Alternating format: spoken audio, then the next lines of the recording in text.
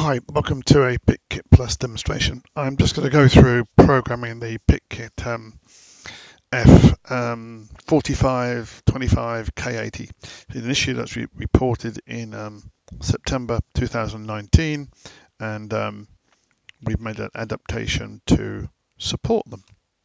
So the issue is that you get a write failure during the operations, and I'm just going to show you how you fix that. So just to go through a few things, I'm using a stock operating system. Those haven't been changed to resolve this. I'm using stock on PK2 and PK3. I'm using a parts database 2.36.205, and that's the release that's been around now for about a month. I do update them quite regularly. And then PICkitPlus for PICkit needs to be .47 version 461.047. It doesn't work on prior versions. So the test case I've got is a 45K80 revision 6. We'll see that in a moment. I've got a standard ICSP connection with external power to the microcontroller, and I'm going to be using a hex that was identified as a failing to write, and it's taken us a number of weeks to resolve this. So because we thought it was the script, etc., but it was not. Okay. The configuration of the solution, I'll come back to it in a moment, but I'll just come through. I'll come back to that in a moment. I'm just going to bring up two copies of PICkit. So I've got a PICkit2 and a PICkit3 here, and if I do recently used, it will find my K80. I've got two K80s, obviously, yeah, in here. I'm just going to pull the file in, and it pulls it in, and this is the file that's now loaded in here and here, and it just shows me that I've got the same source file. Okay, let me just show you how to make this work. Is that in the tools, you need to go into fast programming and uncheck that, and if you look at the hover, and the hover is just below the fast programming, it says slow speed ICSP is 4 and the uber slow is 40. Okay, now it is this uber slow that is the implementation that fixes this issue. So I'm going to set that writing, and then I'm going to come back into here.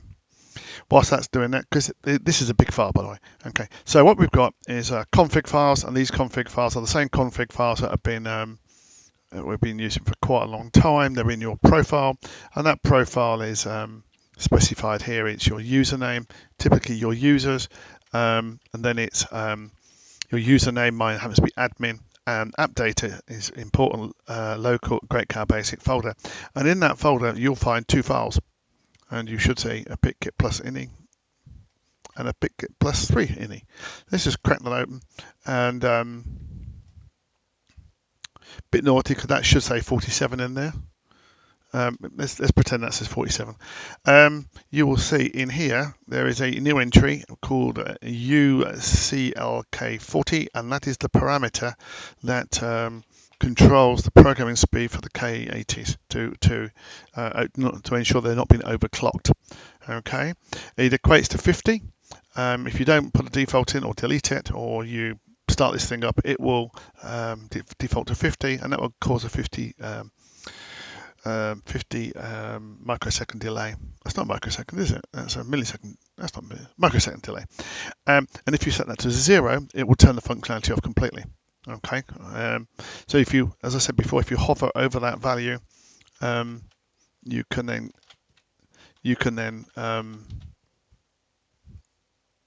it's done it. If you hover over that, you can see the values. Okay, so in there it says 40, and in here it says 50 because I've been playing with it this morning.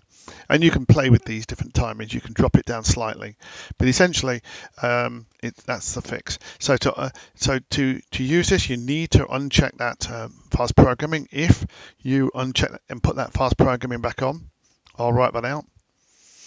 There we go.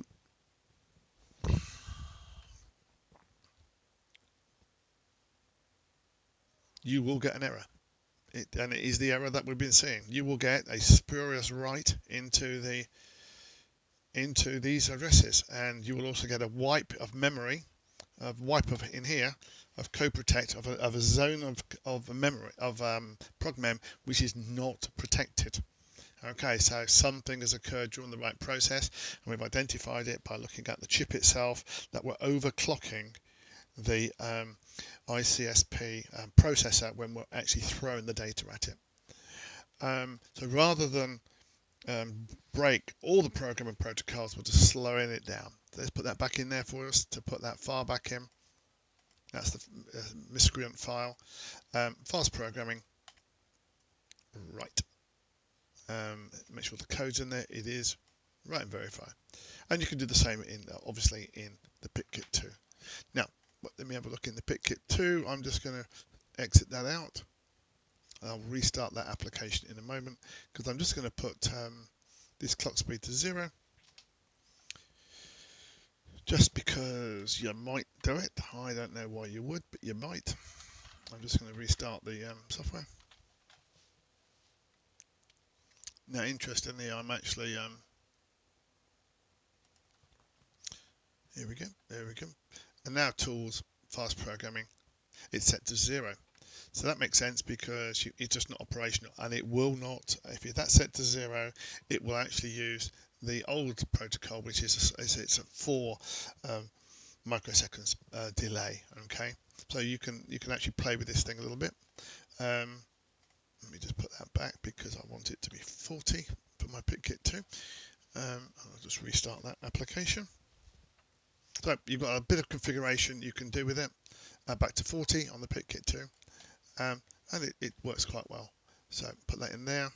If I have got fast programming checked, I will write that. Whilst it's doing that, we'll have a little read over here on the PICkit3. Now it's doing a full chip read, so it's quite slow. And as you can see on the right hand one, it has failed because I have got fast programming selected. It will now select programming 40 with that little delay on it, and it will work fine. Now, we've not changed the programming protocols. We've learned a lot about the programming protocols, but we've decided to leave them as is. Now, PICkit2 has got the old green hourglass whilst it's doing its funky stuff. So let's just recap. Where I got to was your configuration files. You've got this new entry called uber slow ISP. The value of 50 equates to a 50 millisecond delay.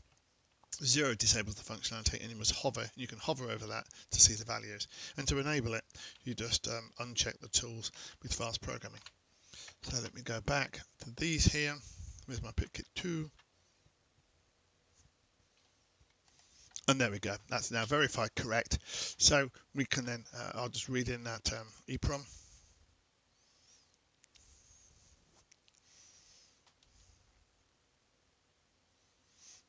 Actually, you can read it at high speed. That's quite interesting. Look, watch this. Look, you can read at high speed. That's not where the issue lies. It's the write operation. Okay, that read is correct. Look, if I read it, so you can use this quite cleverly. And then in here, it did the overwrite that was occurring in this memory region here is fine. Okay. All right. So I wanted to show you how to program an 18FK XXK80. I've done that. I'll call that a wrap.